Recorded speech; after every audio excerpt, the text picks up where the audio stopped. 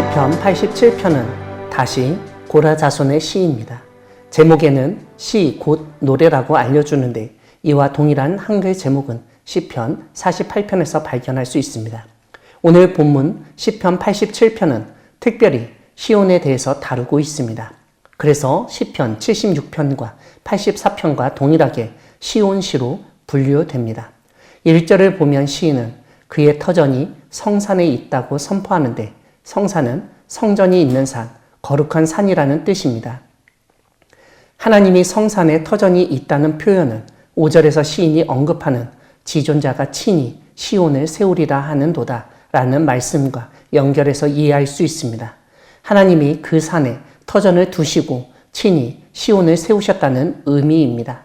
이런 점에서 성전이 있는 산이 곧 시온입니다. 흔히 이곳을 시온산이라고 부릅니다. 성산이 시온이라는 점이 바로 뒤에 이어지는 2절에서 그대로 드러납니다. 여호와께서 야곱의 모든 거처보다 시온의 문들을 사랑하신다고 노래합니다. 야곱은 개인이 아닌 민족과 나라인 이스라엘을 의미합니다.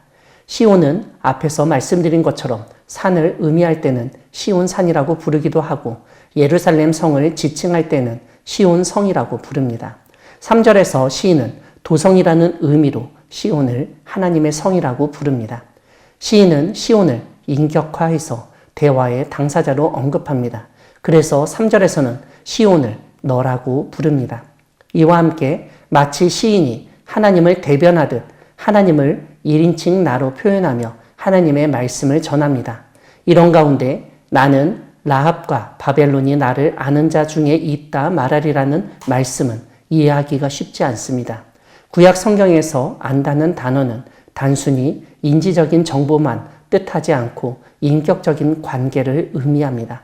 그러므로 라합과 바벨론이 하나님을 안다는 것은 하나님을 인정하고 하나님을 예배하는 자 중에 그들이 속해 있다는 뜻으로 이해할 수 있습니다.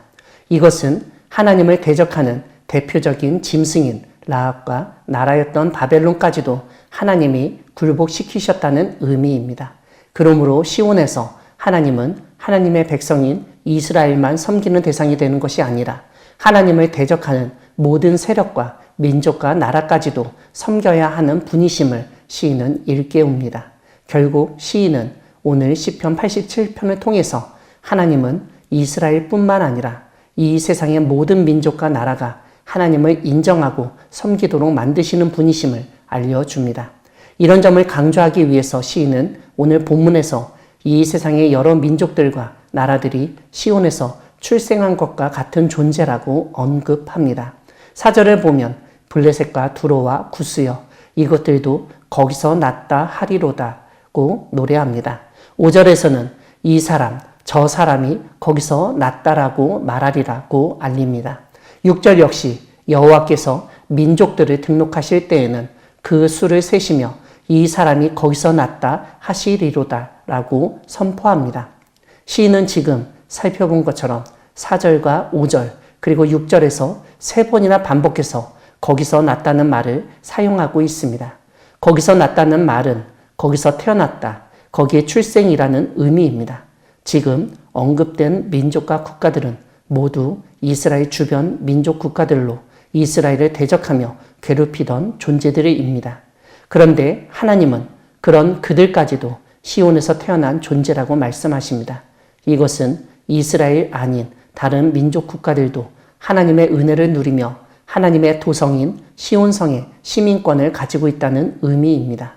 사랑하는 광야교회 성도 여러분, 하나님은 이방 민족들도 시온성에서 태어난 존재라고 선포하시는 분이십니다. 세계 모든 사람들은 자신이 태어난 고향이 있고 국적이 있습니다. 외국에서 생활하다 보면 제일 부러운 것이 시민권입니다. 그 땅에서 살면서 권리를 누리기 위해서는 시민권이 필요합니다. 시민권이 있어야 투표도 할 수 있고 여러 가지 혜택도 제대로 받을 수 있습니다. 그런데 오늘 시편 87편의 시인은 지금으로부터 약 3000년 전에 이미 시민권의 중요성을 강조했습니다.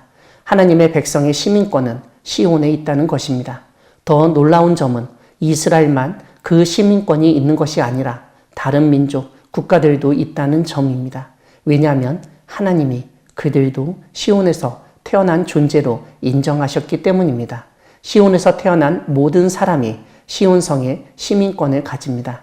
이런 점에서 비록 과거에 이스라엘과 관계가 좋지 않은 사람이라 하더라도 하나님의 베푸신 은혜, 시온의 출생권을 인정한다면 모두가 시온성의 시민이 될 수 있습니다. 하나님은 오늘 우리도 그렇게 시온성의 시민이 되도록 하셨습니다. 우리가 시온성의 시민이 된다는 것은 정말 예루살렘인 시온에서 태어났다거나 거기서 살아서가 아닙니다. 시온은 하나님이 거하시기로 정하신 곳입니다. 그러므로 시온은 단순히 예루살렘만을 의미하지는 않습니다. 오늘 우리가 살고 있는 곳에 하나님이 임재하시고 통치하신다면 이곳이 바로 시온이라고 할 수 있습니다. 그때 우리는 시온에서 하나님의 백성으로 살아가게 될 것입니다. 하나님이 우리에게 주신 시민권에 감사하며 하나님의 도성인 시온성의 시민으로서 하나님을 영화롭게 하는 삶을 살아가는 우리 모두가 되기를 소망합니다. 아멘.